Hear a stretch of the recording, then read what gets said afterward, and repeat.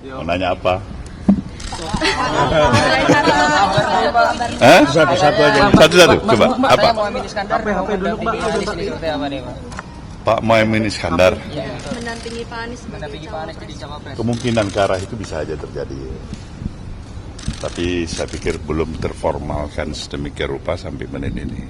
Jadi kita tunggu perkembangan 1-2 hari. Tapi kabarnya keputusan itu sudah atas persetujuan Pak Surya. Kalau persetujuan dalam arti kata mengangguk-ngangguk aja kan itu belum tuntas sepenuhnya ya. Pak, Demokrat merasa dihianati, gimana Pak tanggapannya? Saya harus minta pendapat kalian.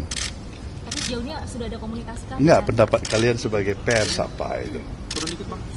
Artinya saya harus jelaskan dulu, pasti kita dalam suasana turut prihatin ya. Itu sikap saya pasti.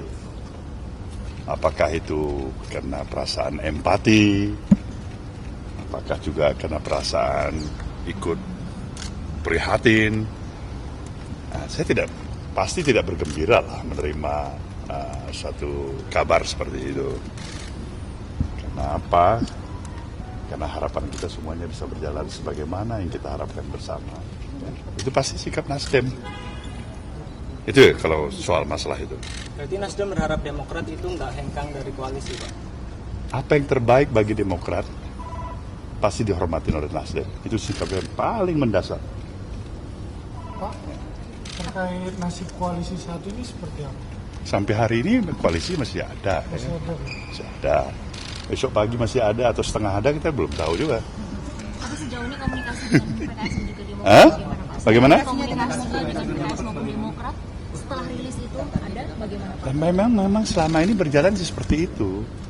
Tidak langsung saya yang berkomunikasi, itu ada tim yang kalian ketahui terrepresentasikan dari masing-masing representasi partai, dalam hal ini representasi daripada sekaligus para ketua umum, yaitu tim 8.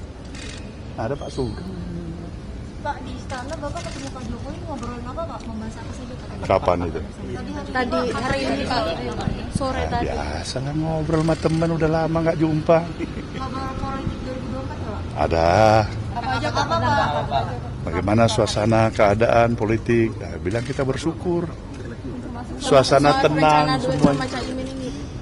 Hah? Termasuk rencana duet sama Bermacam-macam soal kita bahas bersama dalam suasana ya mungkin karena udah berapa waktu nggak ketemu ya suasana yang hangat lah ya.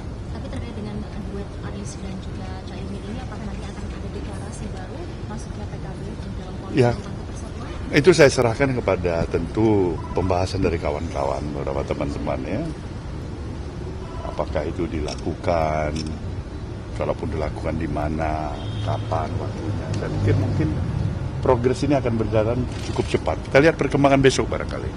Ya, kabarnya akan dilakukan hari Sabtu di Surabaya Pak. Apakah betul Pak deklarasinya Pak? Ada saya dengar seperti itu, Apakah betul? tapi belum terkonfirmasikan secara pasti bagi saya. Jadi barangkali baru mungkin sebuah ide gagasan dari kawan-kawan. Kemungkinan ya. Pak Surya, Gitu loh. ini kan respon Demokrat kan sosok tidak. Caimin sendiri gimana? Ya Caimin kan bukan orang lama, nggak pernah dipersiapkan. Nah, ini jawaban spontan seperti ini supaya kalian nilai ada kejujuran atau tidak. Nggak ada mempersiapkan. Pak Surya, berarti ini koalisi perubahan apakah Ada arahan khusus dari Pak Jokowi? Nggak ada arahan. Tapi sampaikan salam-salam pada teman-teman pers ada.